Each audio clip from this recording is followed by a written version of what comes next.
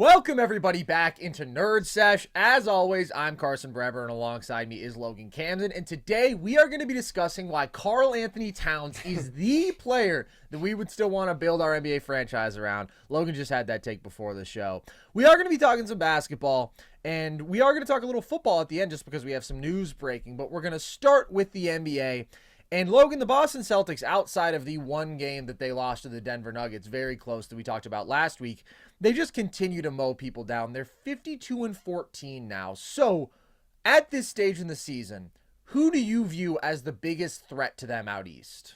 I want to preface this by saying that if Boston doesn't come out of the Eastern Conference, I think it's a travesty and a stain on their resume unlike any other. I mean, And you the just city. said it. Yeah, you just said it with the record and the caliber of players that Boston has accumulated here. Like, if they get knocked off, this is a complete failure. This is an embarrassing playoff run for them. For me, Carson, I think it has to be one of my favorite teams, the New York Knicks. And the reason I say that it's the Knicks is because I think Boston has to have somebody that matches up with them physically, athletically, and size-wise.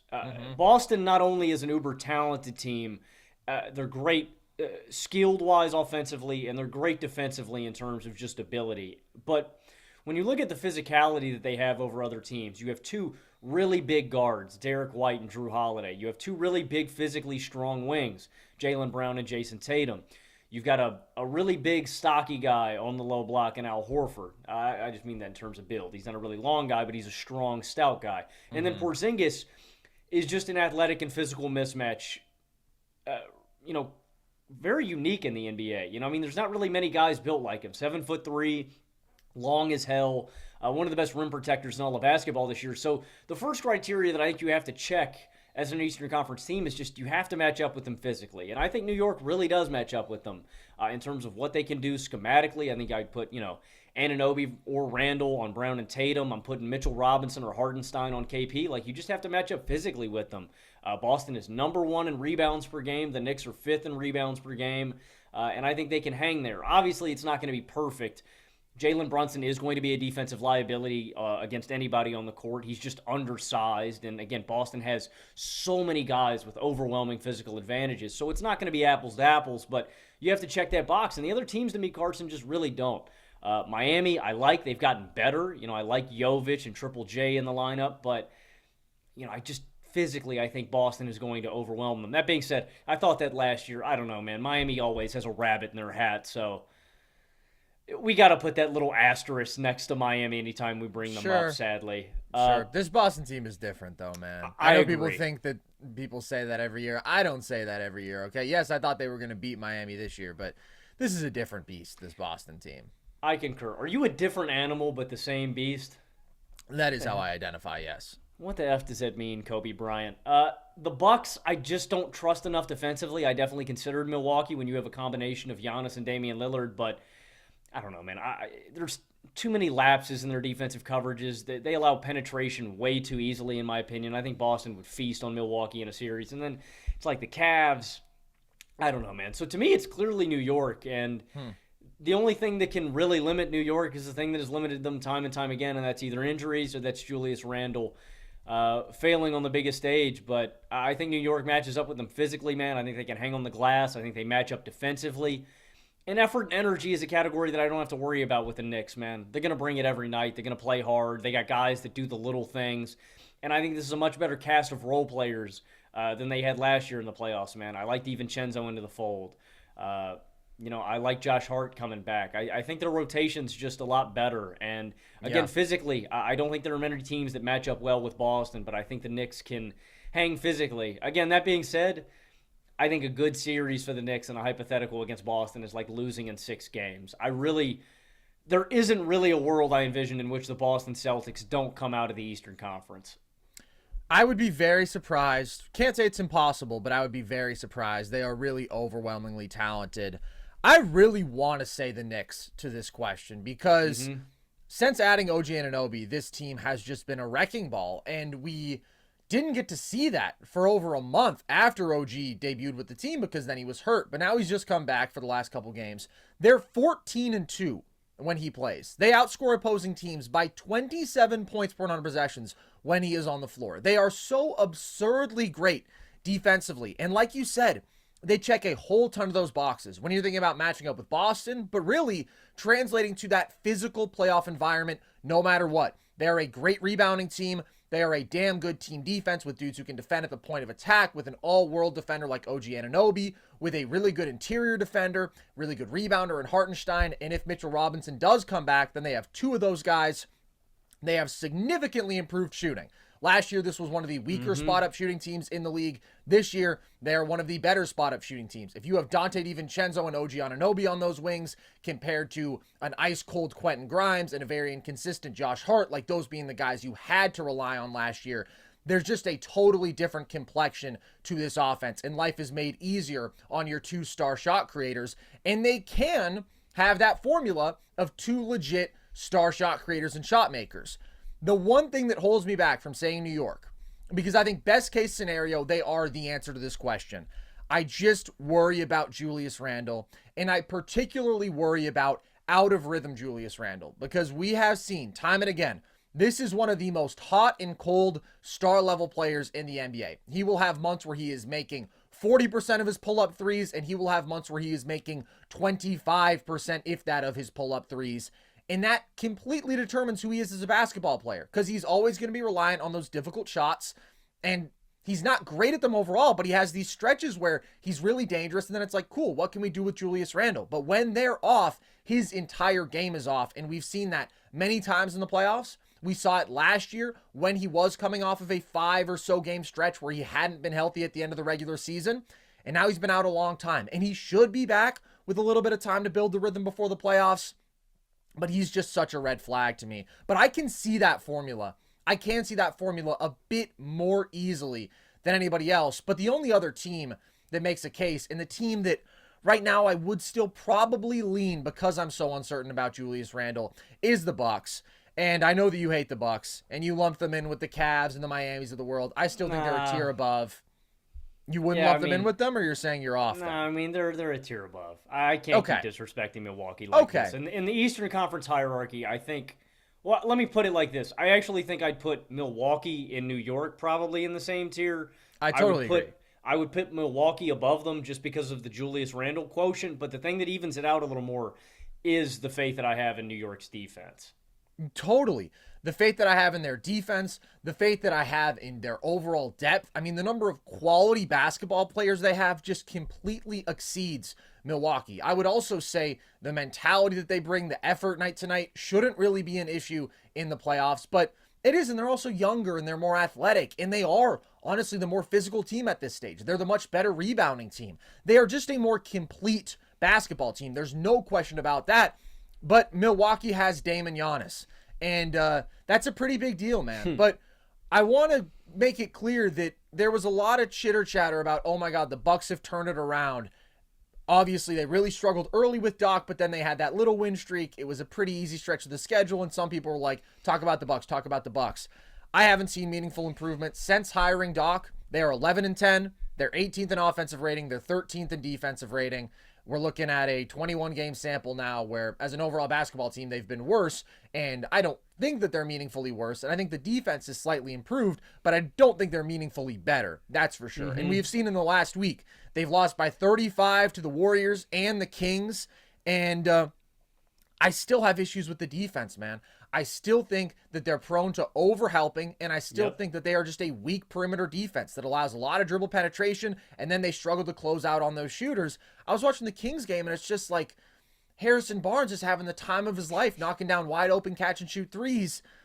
And I think offensively, although they are still so talented, and they're very good on that side of the ball, they haven't figured out how to maximize the Dame and Giannis fit, the synergy there, unlocking what should be an unstoppable pick-and-roll game. They don't go to it enough.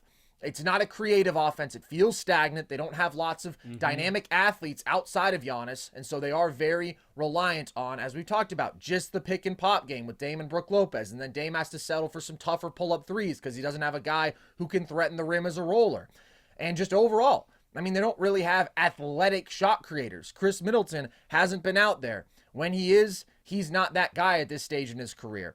And Dame is just laying clunkers sometimes. Like, it's really not that uncommon. He had 10 points on, I think, 2 of 16 shooting the other night. It's like every few games, Dame is going to suck, and he will explode every few games too, but he's just still not close to the player that we saw last year at this stage.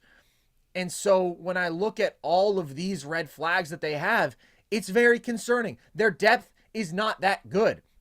Middleton, I just don't know, even if he is healthy, if he's a legit number 3 at this stage, if he's going to be able to play 30 plus minutes a night. He, to me, is just such a looming question mark. But they have Dame and Giannis.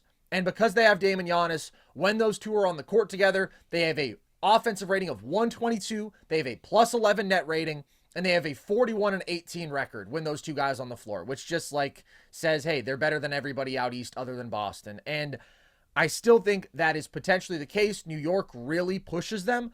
But the formula of, all right, Dame and Giannis just so resoundingly outplay Tatum and Brown. They are just so clearly winning in terms of our two best guys are the best guys on the floor, period, in this series. I can still see that formula, but it's definitely a long shot. It's a long shot for anyone to beat Boston in the East.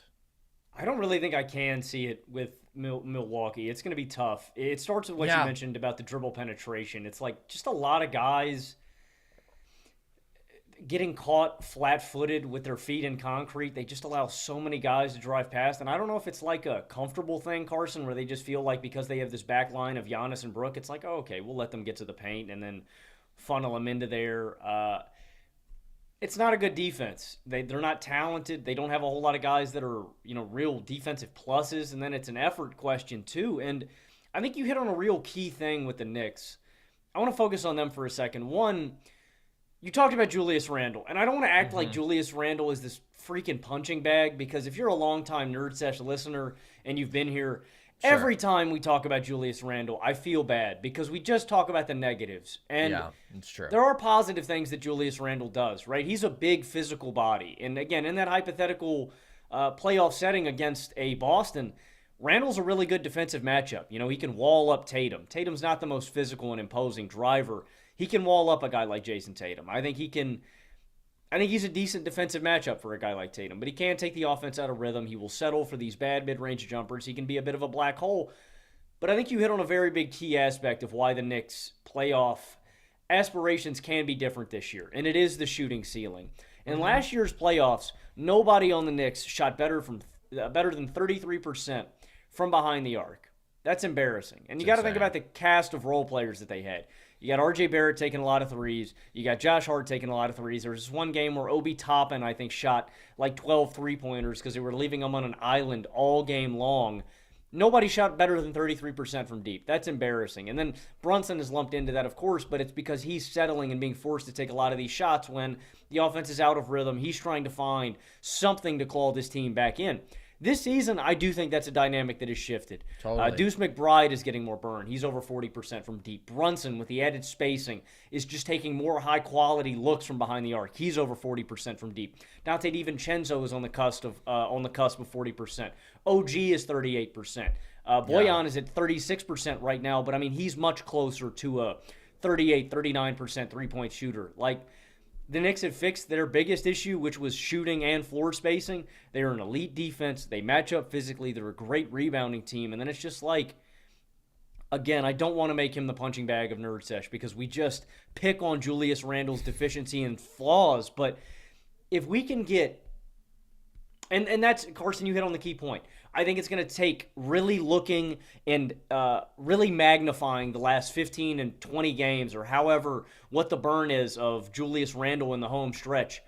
What version is he playing like? Is he going to be isolation? I'm getting into the lane. I'm taking my tough mid-range jumpers. I'm going to take the offense out of rhythm, or am I going to play good? And I hate the two Julius Randles that we get because I will tell you, man, I watch a lot of Knicks basketball, and it is so frustrating because there are stretches, and it's not games, man. It is quarters, it is runs where Julius Randle will be playing great flowing basketball, unselfish, but he will lull himself back into these tendencies. It's the biggest swing factor for the Knicks, man, and it sucks because I don't know, man. Do you feel like Carson? Would you take a less? I'm trying to think of a good comparison, like a less talented version of Julius, who maybe is as physically imposing, but he's not going to try to impose his will on the game offensively.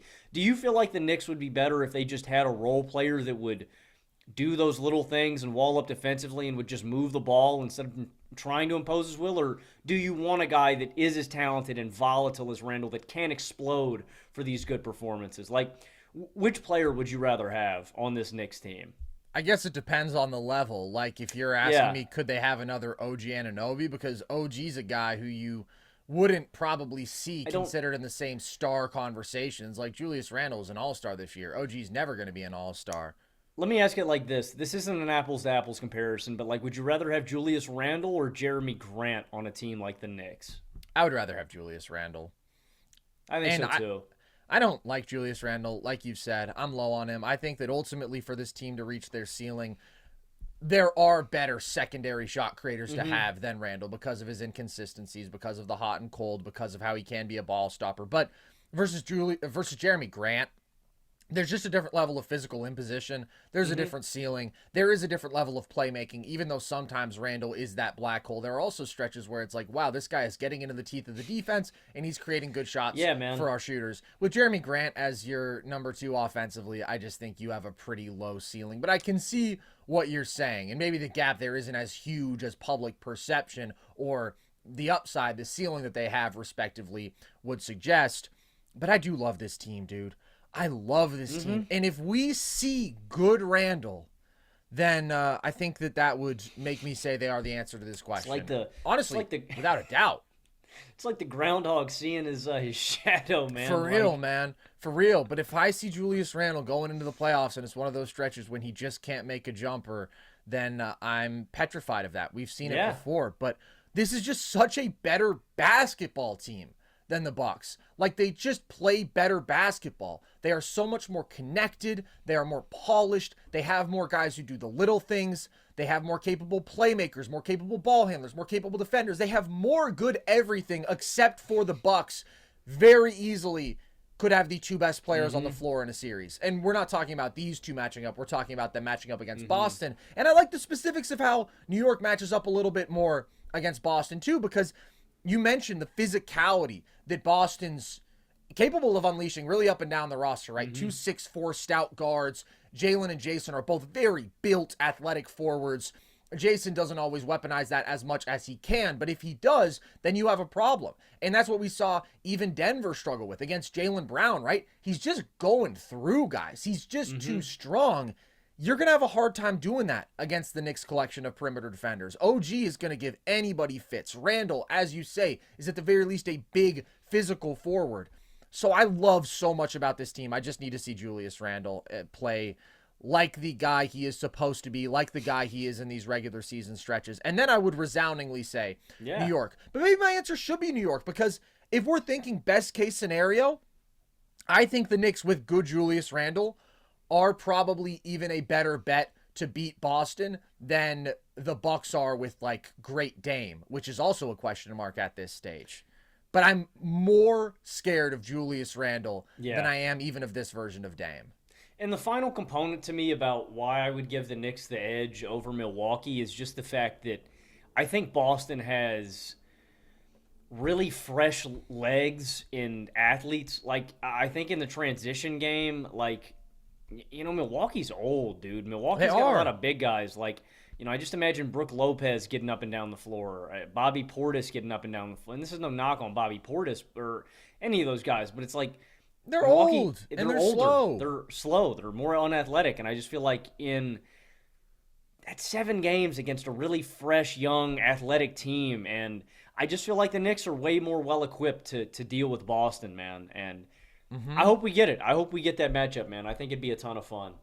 It would. I would love to see that in the second round. I think that would be a bloodbath. Like, I really could see where it's, all right, the Knicks, because of seeding, they don't make the conference finals, but they push Boston a really tough, physical, uncomfortable 6 in the second round.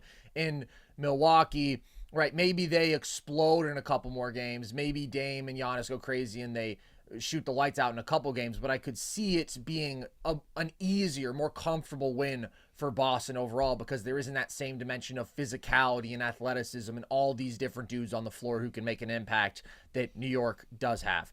We're talking about Boston being a class above the rest of the East, though, but the one team that we both still think should be the title favorite above them is the team to most recently beat them, the only team in quite a while, and that is the Denver Nuggets, who are on a 4-game win streak of their own, just had an impressive win the other day, putting away the team who they last met in the finals, the Miami Heat.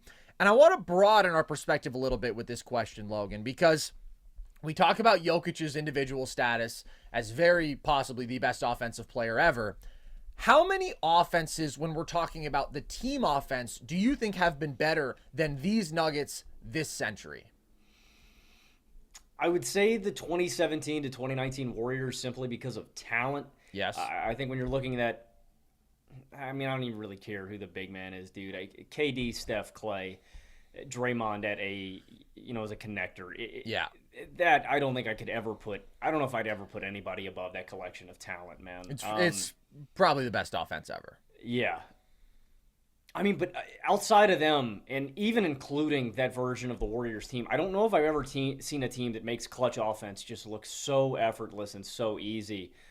They're consistently over a 120 offensive rating in the regular season and the playoffs and the clutch at full health. And I think that's just a testament to the abilities of Nikola Jokić. Ironically, the first two segments of Nerd Sesh here today, classic tropes of Nerd Sesh. One, hating on Julius Randle, and then segment two, praising Nikola Jokić. Stick to the brand, bro. Stick to the brand. So on brand. If you've been with us for a while, Carson was, I want to say, 2 or 3 years ahead of the curve with Jokić might be the greatest offensive big man. He first of all, if I can just make a couple clear statements. There was no might. There was no might. No, it was you over were 3 years early. ago. Just celebrated the 3-year anniversary about a month ago of me saying Jokić was the best offensive big ever. And they called me a madman. And I do want to address that real quick because I just saw somebody tweet out after I did my video on how Jokić might be the best offensive player ever, saying, Nerds, that's just this video. I agree, of course, but it's funny to see a lot of people hopping on the bandwagon. No, my friend. No. You do not lump me into that crew. You do not lump me in, my friend. This has been my thing for a long time. Carson pioneered the Jokić offensive brilliance. It's become consensus now, but you were definitely ahead of the time. And thanks, again, so I don't want to beat a dead horse here when we are praising Nikola Jokić, but that really is the argument that we're having. Yeah, how many very guys disturbed if you beat a dead horse in front of him? How many guys amplify their teammates quite like him? He's got the unstoppable post scoring, the all the counters, and so I think you just have to look at teams relative to their era, and the only team that comes to even the forefront of my mind that's comparable, Carson, is the mid-2000s Suns and how they were able to optimize offense with Steve Nash, with Amari Stoudemire. And again, I mean, I'm just taking the Nuggets, and the difference is, right, the Suns could run you to death, right? They could run it up. They could have these crazy runs. Denver's unique in the sense that it really doesn't matter where they're in the shot clock or whatever. I mean, at any point, like, they can just slow it down and they can go to their pace and they can kill you. And all the different deliberate actions, if it's a dribble handoff to Jamal, if it's an inverted pick and roll with Nikola Jokić, like, I've just never seen a team that has so many actions that are just unstoppable. And it all does come back to Nikola Jokić. Like, I've never seen a guy like him that just makes it go, man. There's this inevitability that I feel with Patrick Mahomes when there's 2 minutes left in a football game and he has the ball in his hands with a possession to go and he's going to kill you. And there's an helplessness that I get with Nikola Jokić when there's 6 minutes left in a very close ball game and it's like, okay, well, unless you force the Nuggets to turn the ball over and you can turn those into points at the other end, it's like if you let them run their normal offense, they're going to convert somewhere between 12 and 20 points in the last 6 minutes, and you have to keep pace. I've never seen a team like that. Again, outside of the 2017, 2019 Warriors that just effortlessly can fill it up. I think outside of them, man, I think the Nuggets are too. And I don't know, man. Is there anybody I'm leaving off? Like, there's so many grimy offenses in the early 2000s. Like, I guess maybe, I don't know, like the LeBron at the peak of his powers with those Cavs teams just because it's freaking LeBron. But again, even them, I'm taking the Nuggets. Like, even that's a more labored version of offense. And what I mean by that is it's LeBron running high-volume pick and roll at the top of the key, and he's hoping that a shooter knocks down a shot. Well, one, the surrounding shooters here in Denver are just point-blank period better than the caliber of shooters that they had. And two, I think always with Jokić, he's creating a higher quality shot. If that's a little baby hook on the low block or if that is him kicking out to a shooter. And it's his tough shot making too. We all remember the shot that he hit over Anthony Davis that I still hear Lakers fans complaining about to this day. Oh my God, man, if Jokić didn't hit a bunch of BS shots against us, we win that series. Look, guys, you got freaking swept, all right? Deal with it. It's the fact that I don't think you can stop him, man. I think Jokić is the freaking GOAT, man. So I'd say two, behind the 2017 to 2019 Warriors, man. I don't really think anybody else holds a candle to this team. Well, I have to disagree if you say don't hold the candle, because the team that definitely holds a candle to them, whatever that actually means, whatever that literally means to hold a candle to someone. Yeah, I don't actually know what that phrase means, man. It sounds a bit disturbing the more I think about it, like perhaps some sort of ancient torture, but it is definitely the mid-2000s Suns. Like, that is one of the tier 1 offenses ever. Warriors with KD, undeniably number 1 this century. What Phoenix was doing in the mid-2000s, though, was so head and shoulders above everybody else in basketball. From 05 to 07, they were number 1 in offensive rating twice, and then they were second one time. That, of course, being when Amare Stoudemire missed the entire year.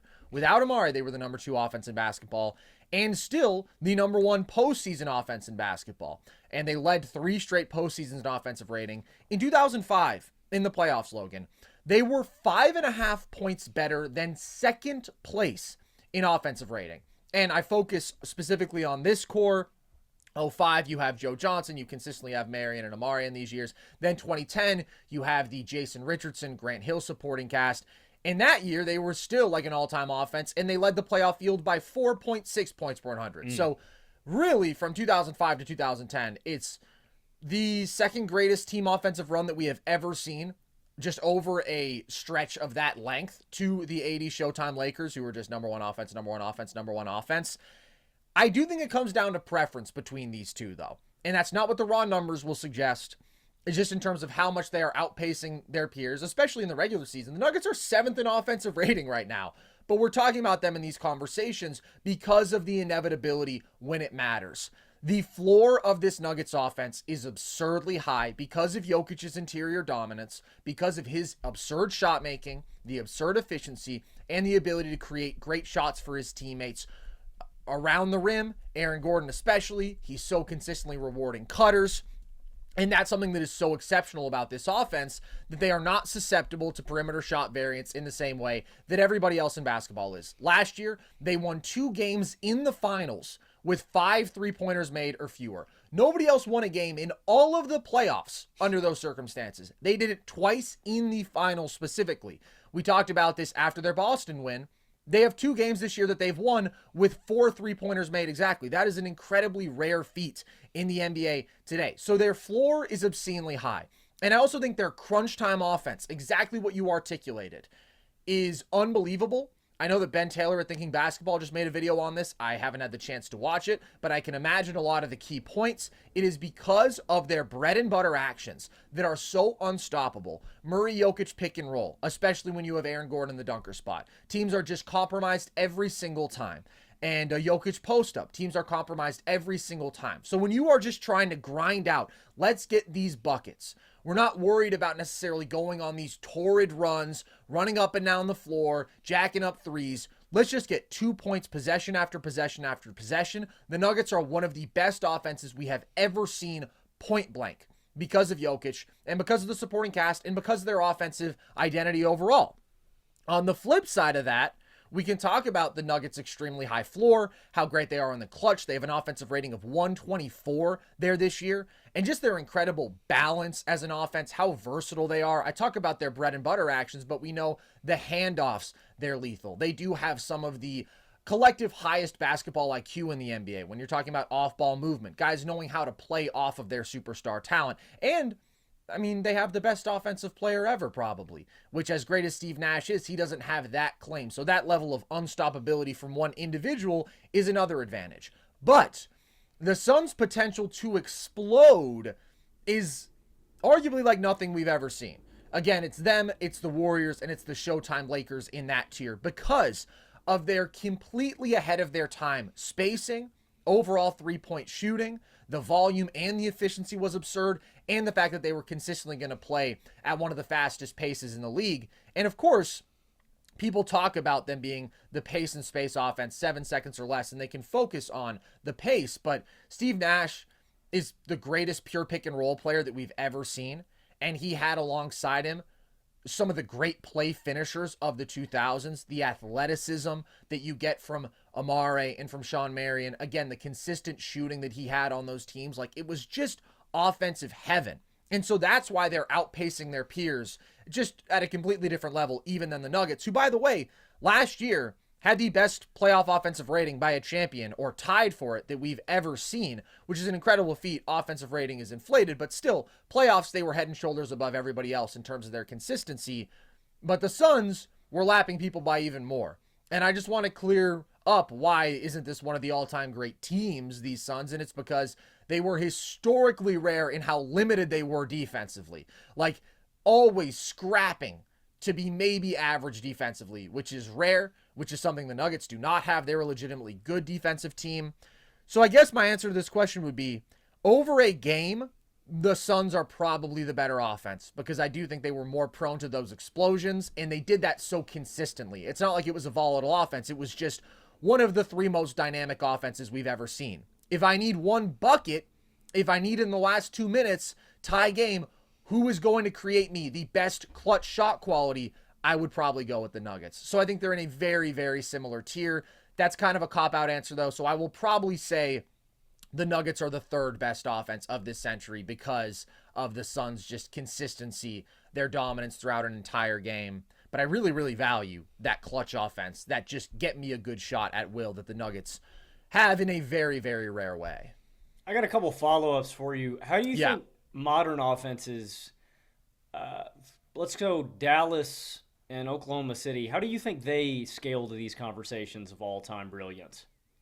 Dallas and OKC from this year? Yeah.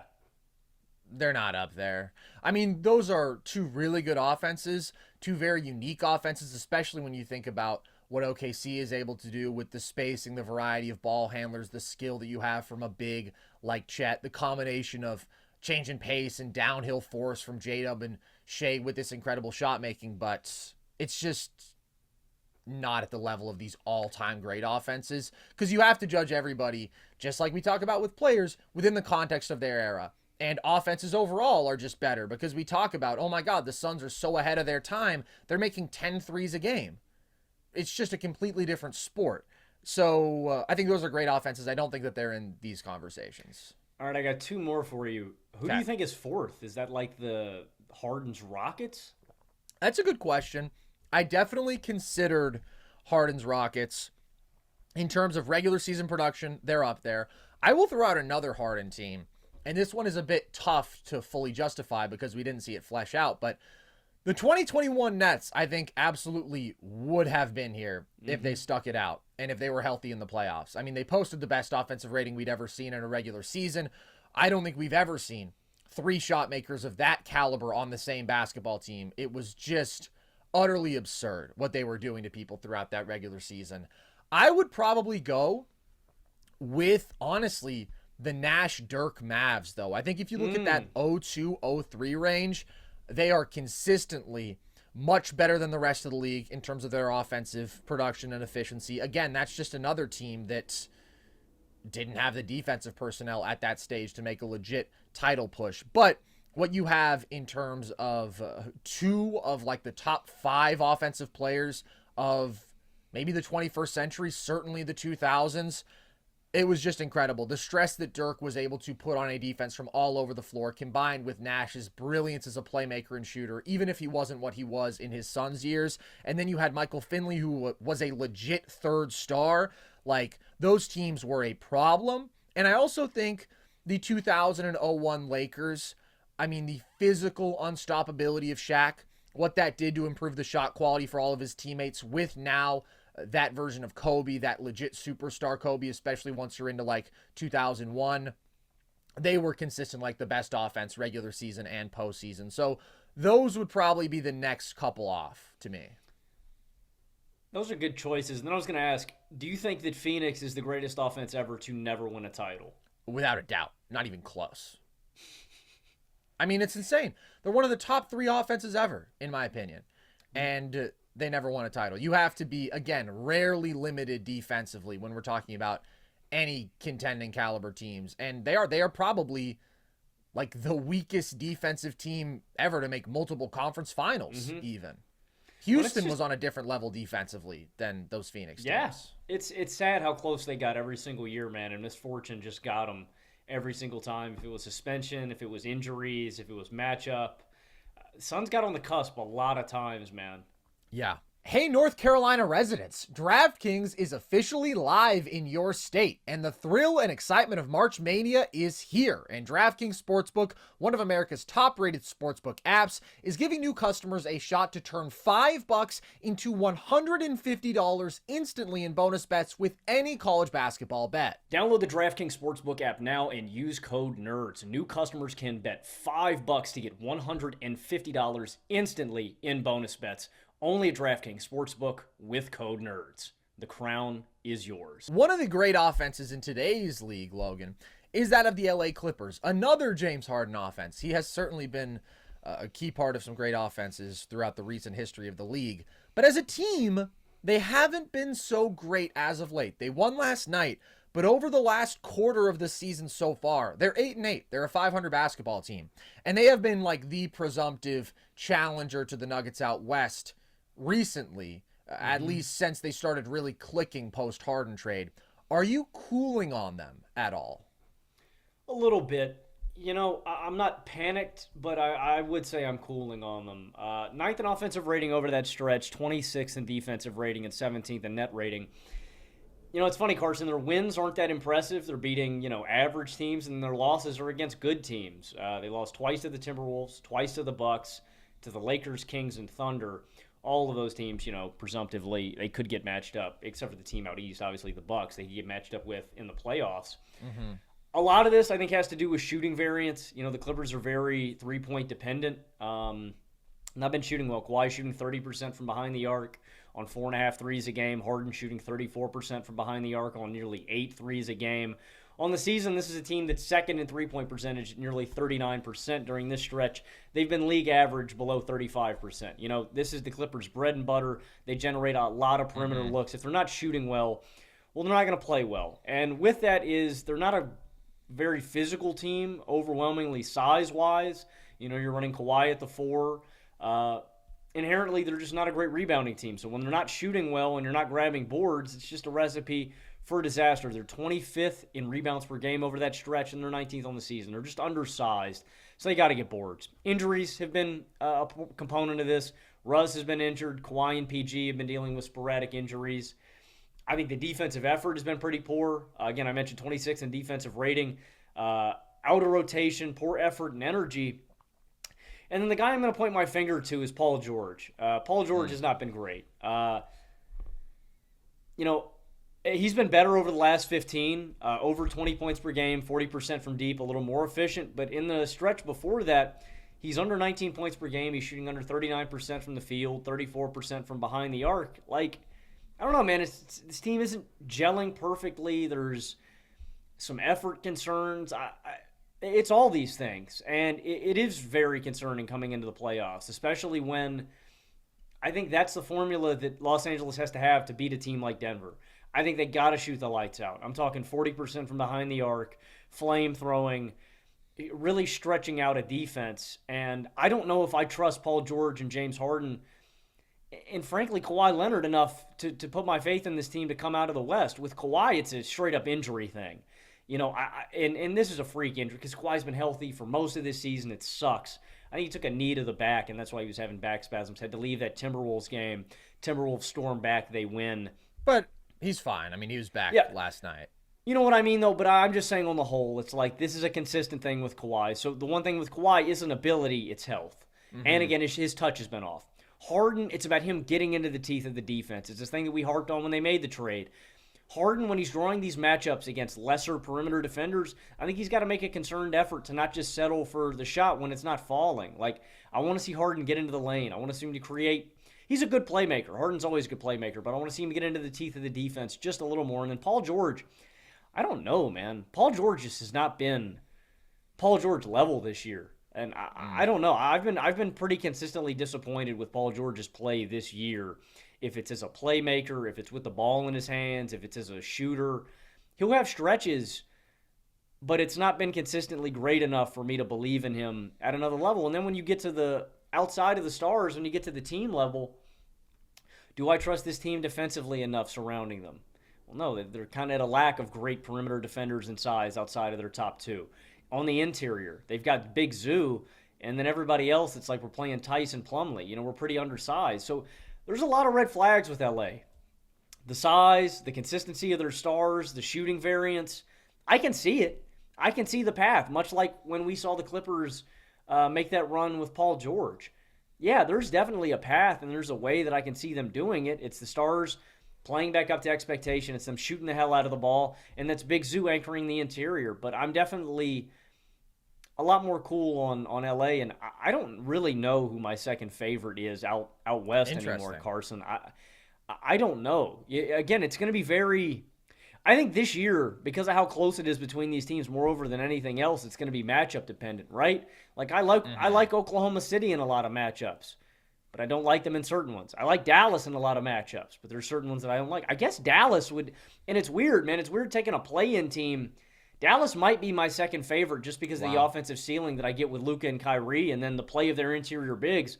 I'm serious when I say that Derek Lively and Daniel Gafford and P.J. Washington changed the complexion of a series. Maybe not P.J. as much, but Gafford and Lively wholeheartedly changed the complexion of a series for me, just because Gafford is going to finish really well around the rim. He's going to take great shots, and he's going to rebound, and he's going to block. He's going to block shots on the interior. He's going to take away the interior. So, yeah, man, I think it's so weird picking play-in teams as my favorite, but I think it would either be Dallas...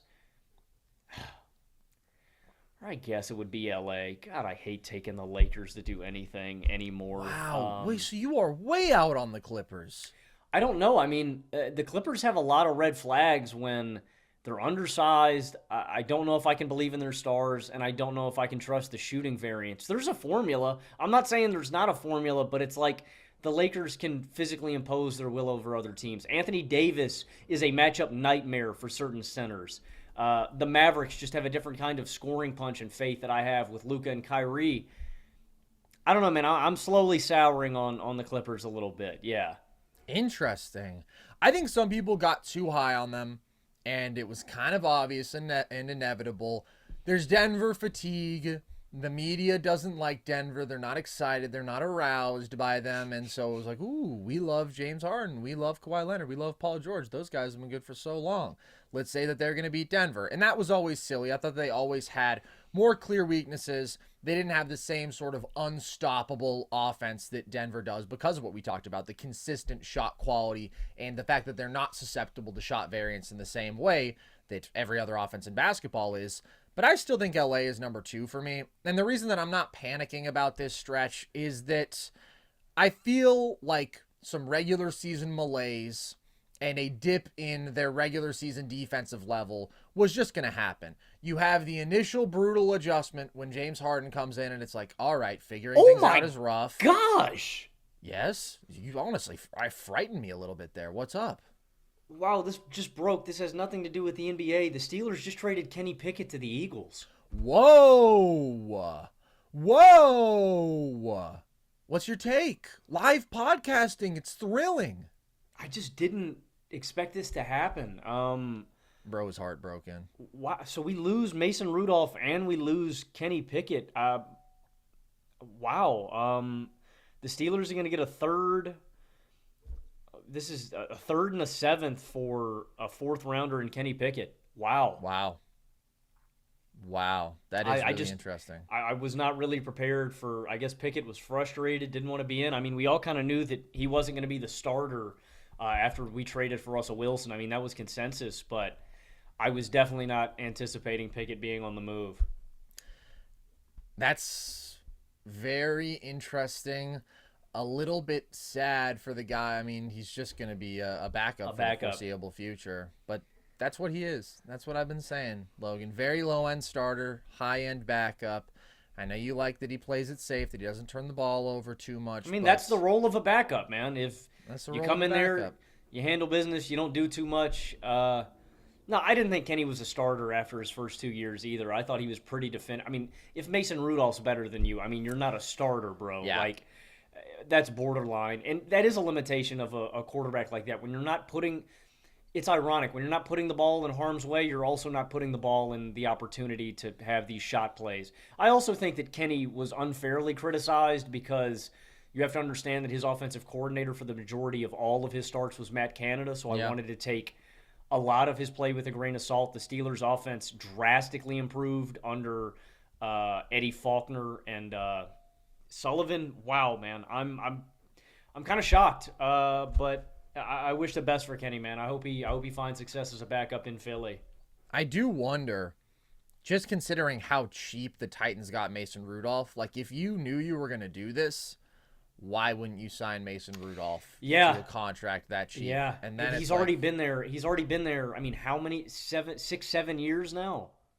Obviously played his best football ever in the home stretch of last year, and you just wouldn't have to invest much at all. Then you would have two super cheap, but like kind of starter caliber guys with both him and Russ in the same room.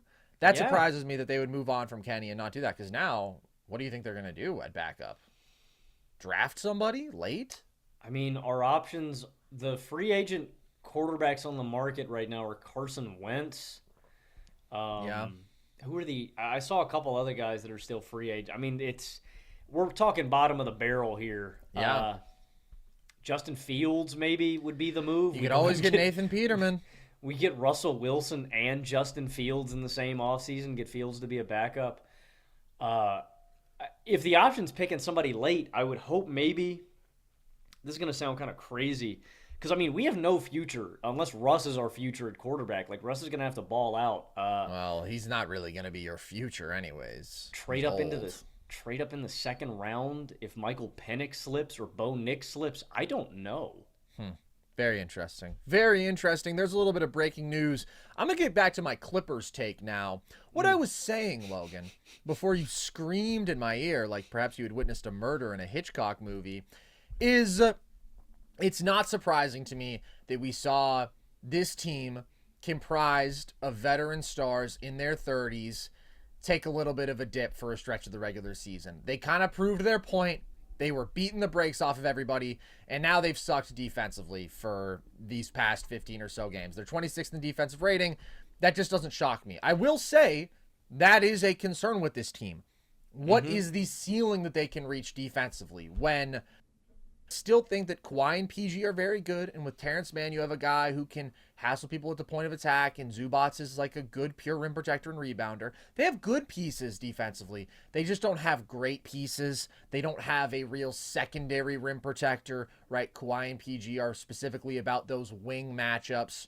Harden still isn't great. So I think that they can be an above average defense. I think they're better than they have been because of effort, but I don't love their ceiling there when you're talking about against the elite teams in basketball, and that's always been something I've flagged with them. And I also do think specifically in this very recent stretch with Russ out, the bench units are just a little bit rough. Like, you got to give Russ some credit for the juice that he provides, the athleticism, the playmaking, his ability to create shots for teammates in those lineups. Now we're just getting a lot of Bones Highland. We're getting a little bit more Amir Coffey than normal, and I do think that that has taken a little bit of a hit on this team as well. So I'm not out on them. I still think that they're number 2 out west for me because they do have this really impressive combination of absurd shot making, of 3 legit star shot creators, of good role players in depth who I do like when Russ is healthy at the very least. I like the complementary nature of Zubats and Terrence Mann in the starting 5, and I really like Norman Powell, his ability to explode offensively. And there is still more physical maturity there than you get from an OKC or whatnot. Versus Dallas, I just think the role players in LA are better, and they have that 3rd legit star. So they're still number 2 for me, but it's Denver, and then it's everybody else. It's not Denver and LA and everybody else. It's Denver and then everybody else, but I still have them at 2. I'm not freaking out about them. All right. One more basketball topic, Logan, and then we'll get to the NFL news that goes beyond Kenny Pickett. I've seen a little bit of interesting discourse as of late about the Most Improved Player award because Some people are complaining that they feel like we've lost the spirit of the award, that now it is going much more to guys who are taking that star leap, and maybe we're even high draft picks. If it's Brandon Ingram, if it's John Morant, guys who were the second overall pick, it's like, how shocked can you be by that guy taking a leap? We want more Ronnie Cycles. We want more, well, Purvis Ellison was the number one pick, but he's a guy who took a leap unexpectedly. Didn't matter. The team sucked. But I saw some complaining about that, and I do think it's a really interesting race now. So with about a quarter of the season left, a little bit less, who do you think deserves most improved player? I'd give it to Kobe White. I think it is an interesting race, and I do think it's an ideological,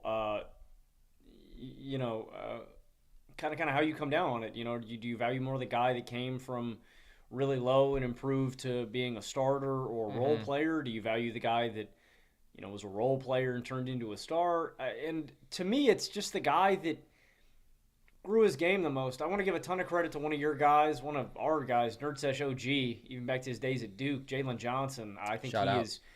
I mean, again, to go from he's getting 15 minutes per game last season to 34 minutes a night. That's not for, you know, no reason. Like, Jalen's legitimately a good player. I think he complements Trae Young. But when I think about it, too, it's not just where you came from and how much better you have improved this season. It's how much are you actually impacting the game? How much are you really transforming your team? And to me, the guy that's done that the most this season is Kobe White, especially with where he came from last year. 23 minutes a night, was not starting, was basically just a six-man, averaging sub 10 points per game, 3 boards, 3 assists on decent efficiency.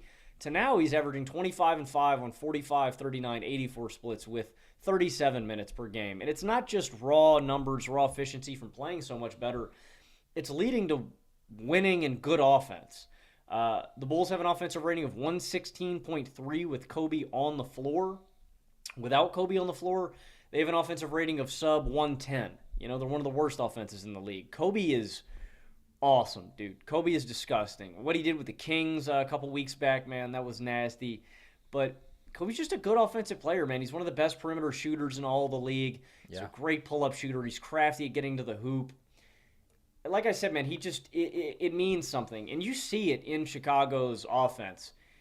DeMar can be a bit of a ball stopper. He's obviously the most talented guy on the court. And in some games, like when he just almost had that 50-piece the other night against Indiana, that was disgusting, man. DeMar closed that game out really effectively. But Kobe and Ayo are the guys that make this offense really go, man. And Kobe especially, he's grown so much skill-wise. Like, I don't remember Kobe just being this effective, dude. He's grown as a playmaker. He's just really rounded his game out, and he's a really, really effective winning offensive basketball player now. And again, coming from a guy who was barely cracking the rotation, he's one of the best spot-up players in all of basketball. I love Kobe, and I think from where he came, especially, too, when you talk about these guys who, second or third year, whatever. I mean, Kobe's been in the league a minute, and I think after last season, a lot of people kind of had their minds made up on what he was. He's a six-man. This is a guy that you're going to bring off your bench, be a little spark plug. He's not that. He's way more. He's a winning offensive player, and I think Kobe's got more room to grow, man. I don't think he's done as an offensive player. I think he can be even better. But from where he came last year, from the consensus of what Kobe was as a basketball player, I think he's changed a lot of perceptions, and his game has legitimately grown. He's more skilled than last season, so I'd give it to Kobe, man. I just think he checks all my boxes. I think I would give it to Kobe too, but it is a really interesting race. There's a lot of good candidates, and there are very much guys who fall into two different groups, which kind of relates to what we were talking about with that philosophical discussion about what should this award be rewarding, because you have John Morant's and Brandon Ingram's and Julius Randle even, although that was a pretty clear one, but that's a guy who was once a really high draft pick, and then it was kind of like, all right, who is he? And now he takes a star-level All-NBA leap. And then you have the guys who improve to being kind of nobody to just being good. And I think Kobe is closer to that second mold in that he's not an actual star at this stage, but he is really good. And also in that group, I would say you have Jalen Johnson. As you mentioned, just an awesome, versatile, winning basketball player. You have Jonathan Kuminga, who, again, isn't at a star level right now.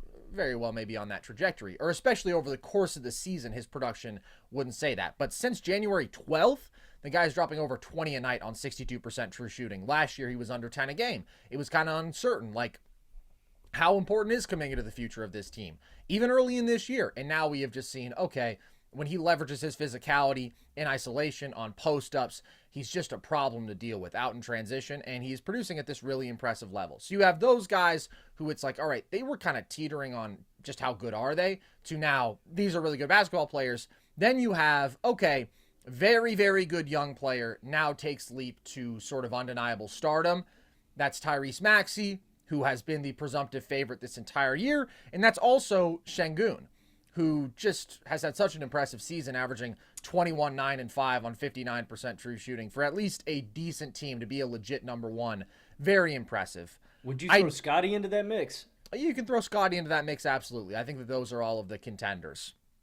And I do think that the leap to stardom is very valuable. That's why I don't have a problem with most of these recent winners. It's like, if you go from being quality starter to, hey, I'm a legit star, I can be a number one on a good team or a number two on a great team, like, that is way more valuable than what some of these guys in the 90s did, where it's like, okay, cool, Don McLean can put up empty numbers on an actual garbage Washington team.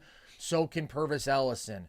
Or some of these are even weirder when you think about, like, Isaac Austin winning in 1997 because he came from outside the league, overseas, and then he was just like a decent rotation player on a good team. But that is not as meaningful a leap as going from good to star. But I do think I'm more surprised by Coby White's leap, and it is legitimately really impressive. It's not an Isaac Austin leap. It is like, this guy is a building block. This guy matters to you long term. His development as a playmaker has been impressive. He's established himself as one of the league's legit best shooters, both in terms of pull-up shot making and off the catch. He is just jittery and quick enough to get to the rim at a decent clip. He's not a great finisher there, but he's not inept in that aspect of the game. And he's got this nice blend of on and off ball skill. He can play alongside of DeMar, and he's a lethal spot up player, but he can also create you efficient offense out of pick and roll. Their offense has been way better with him. And I know that this isn't going to matter to people because we're all baffled by what the hell the Bulls are doing. Why aren't they blowing things up? Why aren't they trading Vooch and Levine and DeMar the moment that they can? But in terms of them being competitive this year, he's really saved their season, because with Levine out, they needed a second shot creator. They needed a guy who could help float that offense, and that's what Coby White has done. And with where he was at last year, I did not envision that sort of leap within this season. So Jalen Johnson is so impressive because of the fact that he was just like a 5-point per game fringe rotation guy last year. But I think Kobe's leap in totality, he's just in a tougher role right now. He's asked to carry an offensive burden that Jalen Johnson isn't, even though I would rather have Jalen Johnson for my team because he's such a perfect number 3. What Kobe's doing as a number 2 is a little bit harder, and I think that should be rewarded. I just want to say my piece about Vooch. Dude, Vooch has to be one of the worst bigs in basketball. That guy sucks. You don't need to say your piece. You said this last week. You said that they should start Andre Drummond over him. Yes, dude. Dude, every game I watch, Vucevic legitimately is ass. That guy blows.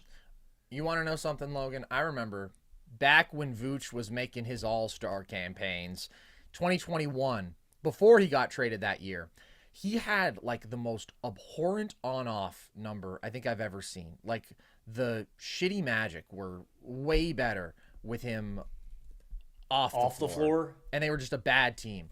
And also, I was looking at him and I'm like, okay, this guy is kind of a low efficiency big whose entire value is offensive. And I was like, I'm not sold on the all-star case. And then I remember some guy told me that he was a top 15 player, no doubt. And I said, wow, what? Dude, I see what year you're talking about. The year he was traded to Chicago. Yeah. The Bulls were 9 points per 100 possessions worse with him on the floor. They were is this a real number? They were a 20-win team with Vooch on the floor. They were a 40-win team with him off the floor. Wow. And they were 8 points worse per 100 possessions defensively with Vooch on the floor. And that's my dude. Vucevic does not know how to guard a pick and pop. It's actually comical, bro. All right, we're not here to shit on Vooch. We're not here to shit on Vooch. He sucks. The last thing I'll say about Maxey, I love Tyrese Maxey. I've always been a Tyrese Maxey guy.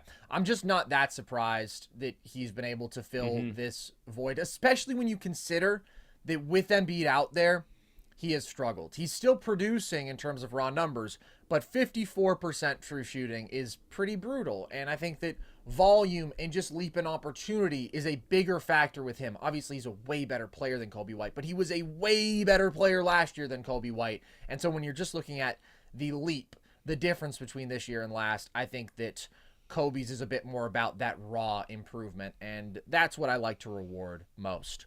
All right, enough NBA, Logan. Enough NBA. We're going to talk a little bit of this NFL news because the offseason is still going off, and the most recent trade, the big one at least before this Kenny Pickett stuff, Keenan Allen yesterday dealt to the Bears for a 4th-round pick. How do you feel about this? For Chicago first. Yeah, I don't really know why everybody's hating on this deal for LA. We'll hit on that aspect in a minute. I think it's a big get for Chicago, the fact that you're not going to be paying him a crazy amount of money. Chicago still has a ton of cap space available. Yeah. And it's really beneficial for Caleb Williams coming into town. A veteran presence, a guy that, DJ is going to be your outside guy, and it's going to take a lot of pressure off of him. I think it's going to open up the field more. You can line Keenan Allen up in the slot. And I compared him. I remember we talked about Keenan Allen last year, and I compared him to Tyler Eifert, and that was super disingenuous. Allen's been way healthier recently. He's been way better. It just being available and on the field, and he's been a constant, man. Like, Herbert fed him. He was his only, reliable target with the Mike Williams and the Quentin Johnstons of the world. You know what I mean? Like, Herbert really had nobody else to turn to. And so I understand why Chargers fans may hate this. Like, Herbert is at is a deficit of weapons.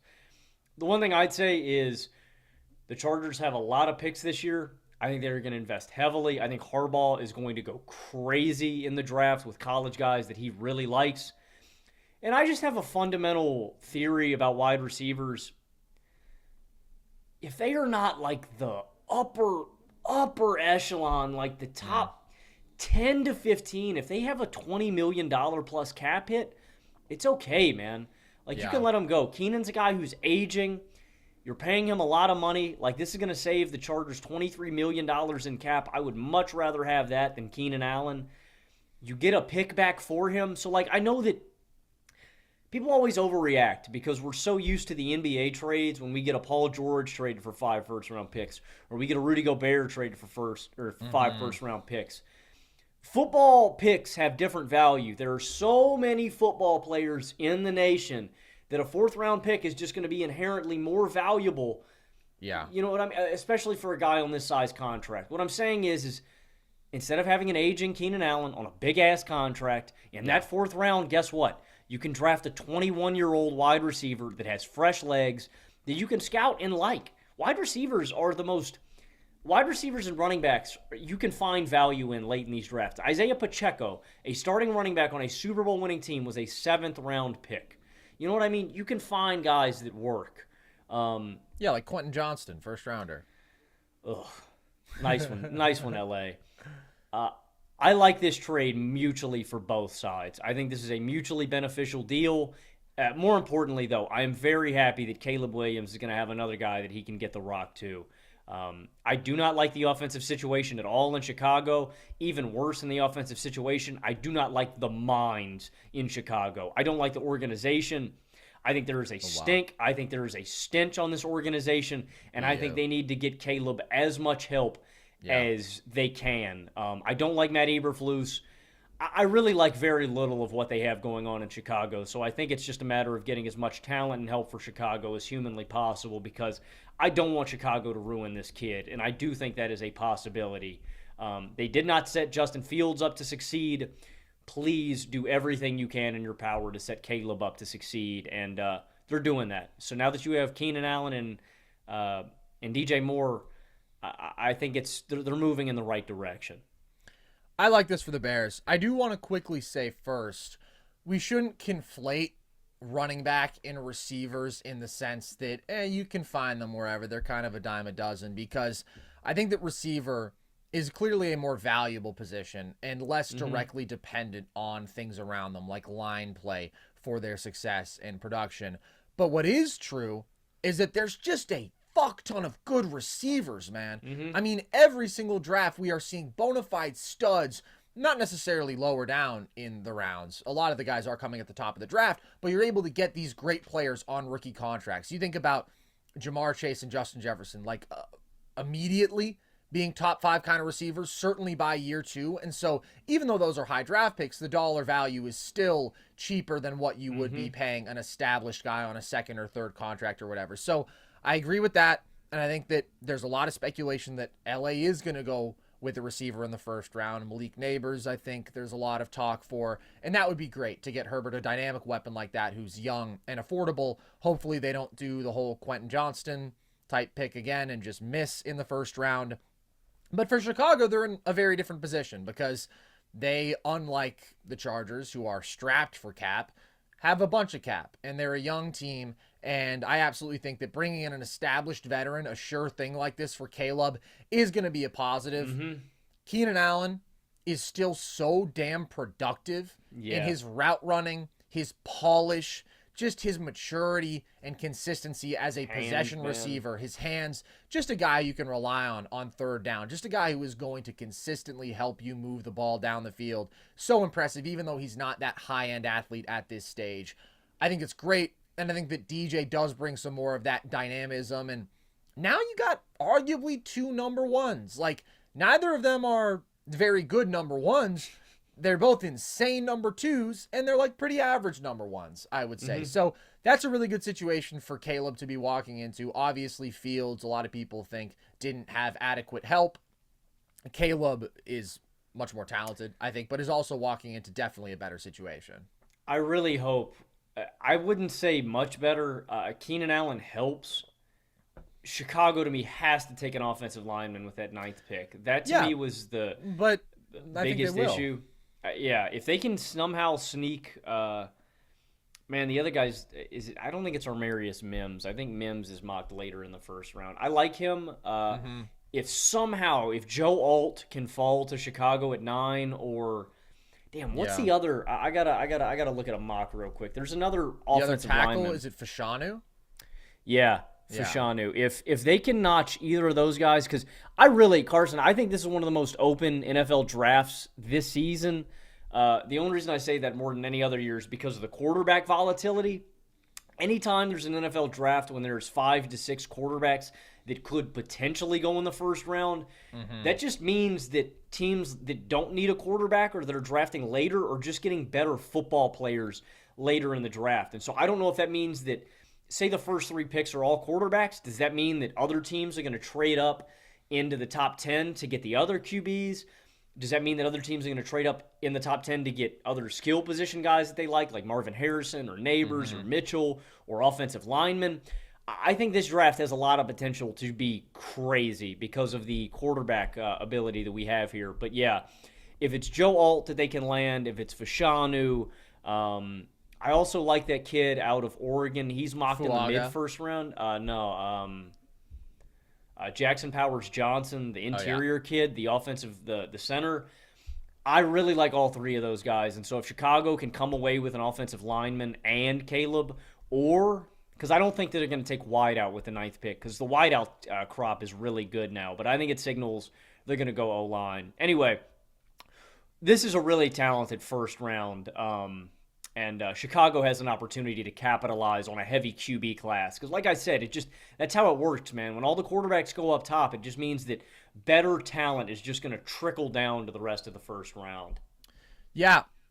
What I think is key about the situation compared to Fields' point is this is now back-to-back years. If they do take a tackle at 9 or an offensive lineman, that they have invested a first-round pick, a top 10 pick, in the offensive line, and that they have traded for a star wide receiver. You do that in back-to-back years, man, you're taking it seriously in terms of just putting your guy in a position to succeed. And Fields got 1 year with half of that equation.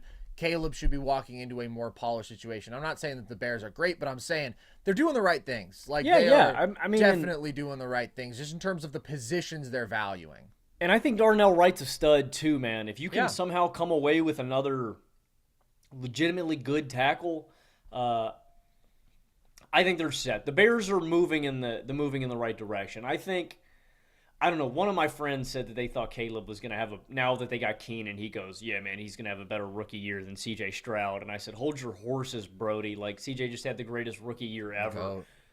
I can see the Bears maybe pulling together 6 or 7 wins with Caleb as a rookie, though. I think that's definitely They won 7 attainable. this year.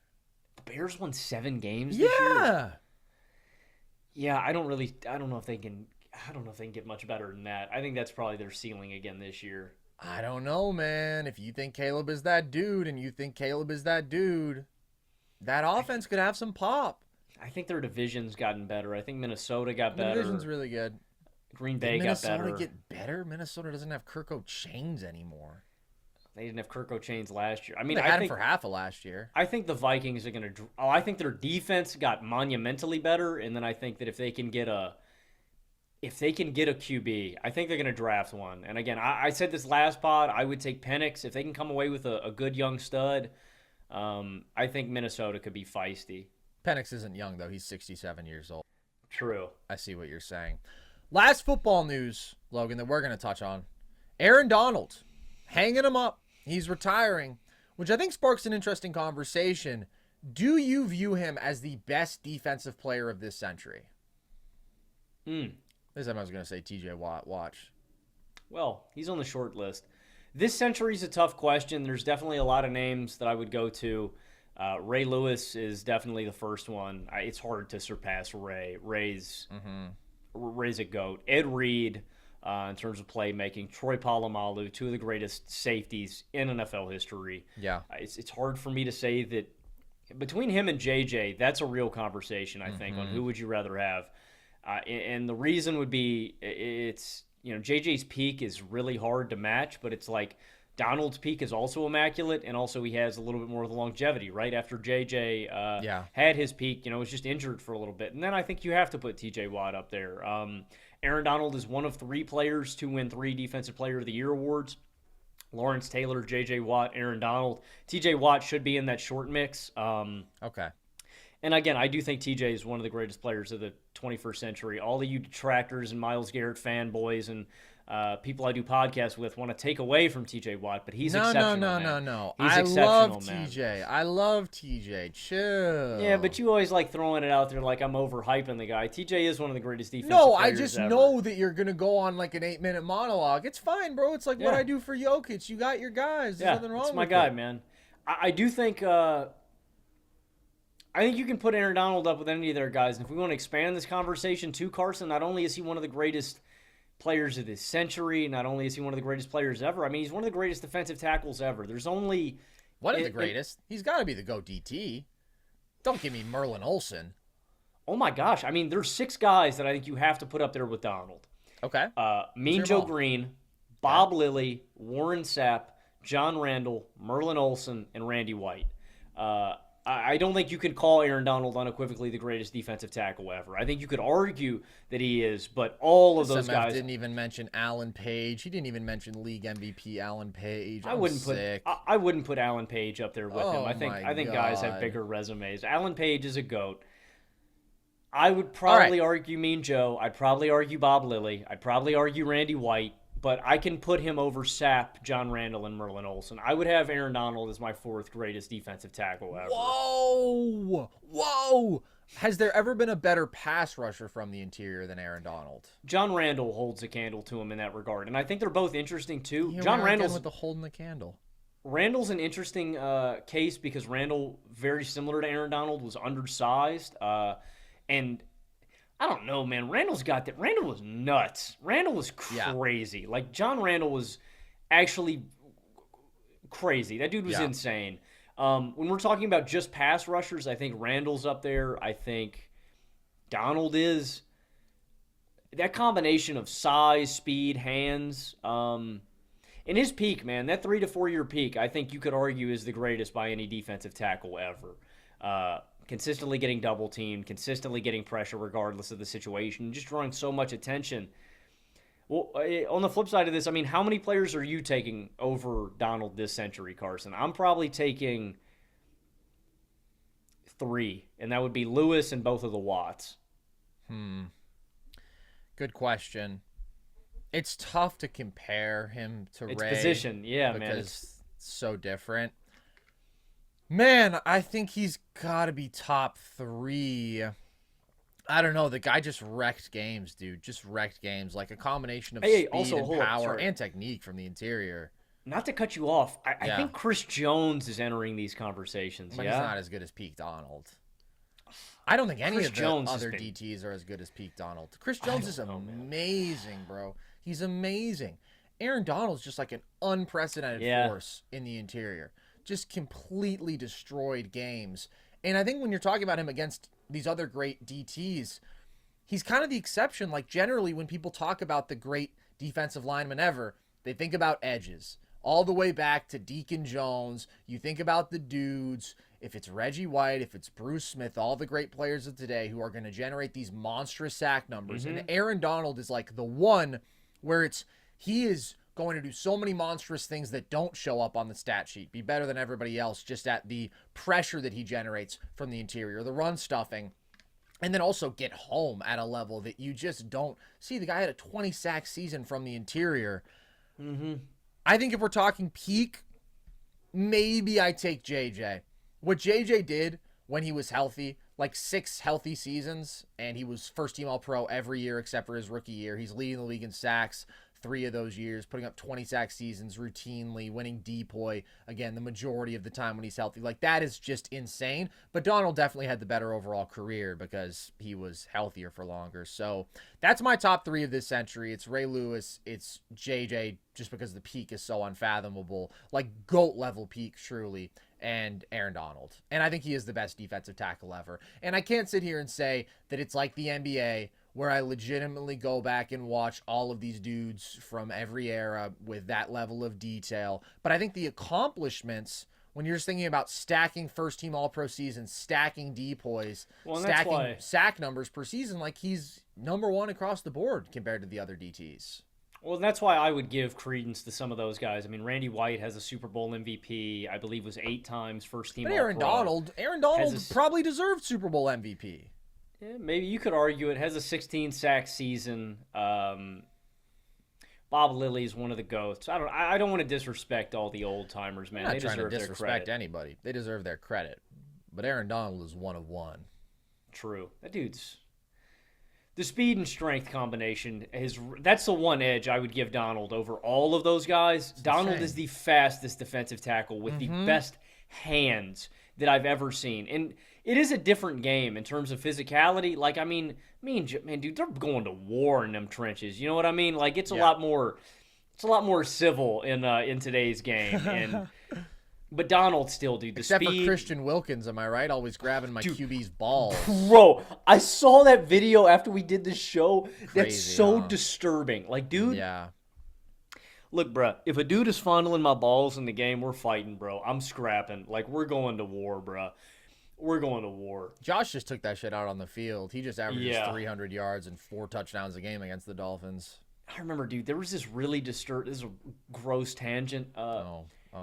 There was this one center for the Steelers, man. I remember his name escapes me right now. He was not very good, dude. There was this one game where I remember, bro, he did some of that Christian Wilkins stuff, and he started digging up a dude's ass one game, man. Like, he was getting up in there, bro, and it was gross. Okay. Yeah. Thank you for sharing. Yeah, man. Is that the note we're going Anytime. to end on? I'm pretty sure, yeah. You know that Mean Joe Green's name is Charles? No way. His name is Charles Edward Green. There is not Joe anywhere in his name. Did you know that Kobe White's real name is Alec? Did you know that Victor Oladipo's real name is Kehinde Babatunde? I actually did know that one. All right. Did you know that Ray Allen's real name is Walter? Walter. Yeah. Did you know that Steph Curry's real name is Wardell? Yeah, I did actually know that. All right, that was fun, guys. Wasn't that a great time? That's going to do it for us here today. Hope you all enjoyed. If you did, the good news is there's plenty more Nerd Sesh content on our YouTube page. You can find all our full shows, and you can find our video essays. I got one of those coming this weekend on the NBA. Who will it be on? Who knows? We also are doing our Trivia Gauntlet game on YouTube and on the audio podcast feed now, where, of course, you can just hear all of our shows. You can follow us across social, TikTok at NerdSesh. But if big government takes TikTok away, please also follow us on Instagram at NerdSesh and Twitter at Nerd_Sesh so that you do not lose us from your life. You can also check out our merch. Logan's got the hat on. We got the flags behind us. All that at thevolume.com. And you can join our Discord with the chance to talk to the one and only Matthew Spawnhour. These days, kind of my lead up Matthew Spawnhour with the anti-Jordan propaganda that he's pushing. And if you want to fight back against bronze sexuality, just blatant, unfiltered, unchallenged bronze sexuality, then you have an opportunity to do it. Or if you want to participate in it, you can do that as well. Our Discord is very pro free speech. So with that, as always, appreciate you guys. I've been Carson Brever. I have been Logan Camden. And this was Nerd Sesh.